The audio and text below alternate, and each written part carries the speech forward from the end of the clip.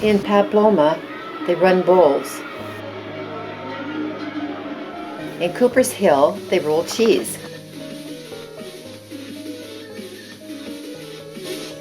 In Calaveras County, they jump frogs. Here in Manotick, a quaint village of stately homes, excellent eateries and history, we race canoes, or whatever floats that you can carry. Manotick is an Algonquin word for island in the river, which makes it an excellent place for a paddling race. And this makes it a unique event, both a whitewater and flatwater race that ends right where it starts, at the launch ramp beside the swimming pool. The medalists in this year's event included Chris Tyler and Terry Graham, a silver-haired duo of scout leaders that duked it out to the finish with Uncle Brett and his nephew Luke Popwell. Brett and Luke's start time was 1 minute later, and when the scout leaders rounded the corner into Mahogany Harbor, it was clear that they had gained some time in the flat water. And at the very first portage, it became absolutely clear that there might be a little dust on the bottle. But don't let that fool you, but what's inside.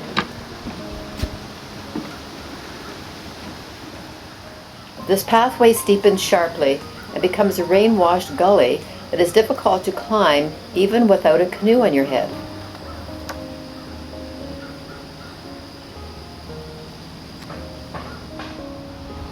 Brett and Luke's shorter, heavier canoe cost them some time on the flat water. All right. Now we sprint. But by sharing the load, they had closed the gap a little when they launched again. Sadly, we didn't get it on camera, but while the Popwells were launching, the scout leaders didn't see a most inhospitable willow tree until it swept them both into the river. By the time they reboarded their canoe, soaked to the skin, Brett and Luke were close on their heels.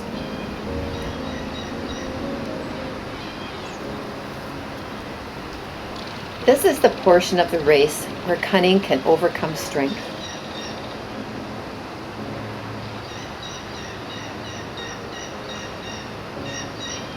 At low water levels, there is usually only one path through the rocks.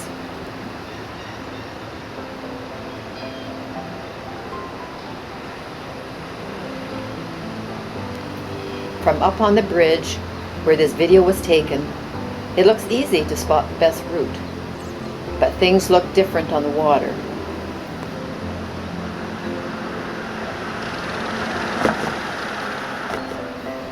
And this leads Chris and Terry to make their second mistake, choosing the wrong side of the river. But they don't know it yet, because they think they can. They think they can until they know they can't. They've run out of water and scared the ducks, and it's too late to turn around. Time to get out and walk.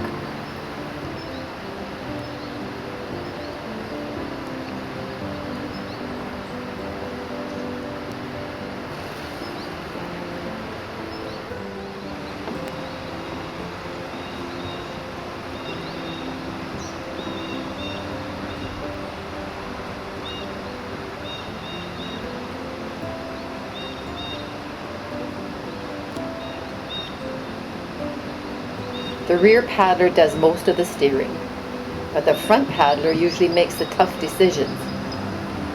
And while Luke demonstrates this correct choice, he is kind enough to give a wave as they leave Chris and Terry behind.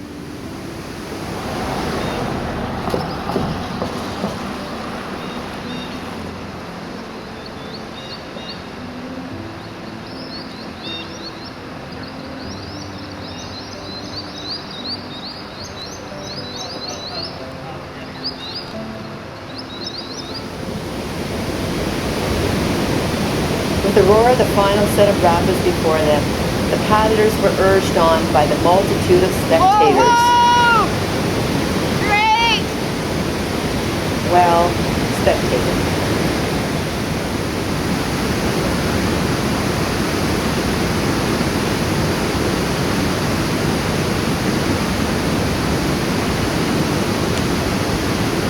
Both competitors navigated these rapids cleanly and entered again the flat water phase of the race.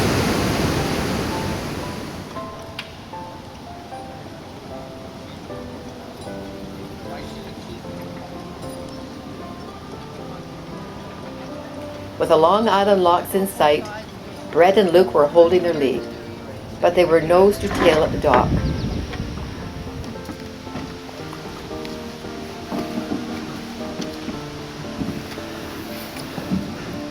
Where am I again?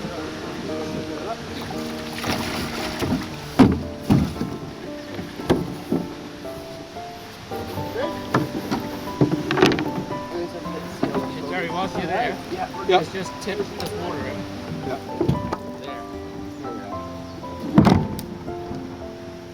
Yep, awesome. After climbing the 3 locks, Chris and Terry launched a few seconds behind, and they still had to make up the 1-minute start interval. When we see them next, a few hundred yards from the finish, Chris and Terry have reclaimed the lead. And a last-minute push brings them home more than a minute Here we clear. go. The Scout leaders wear the gold There we are. medal, Yeah, look at that.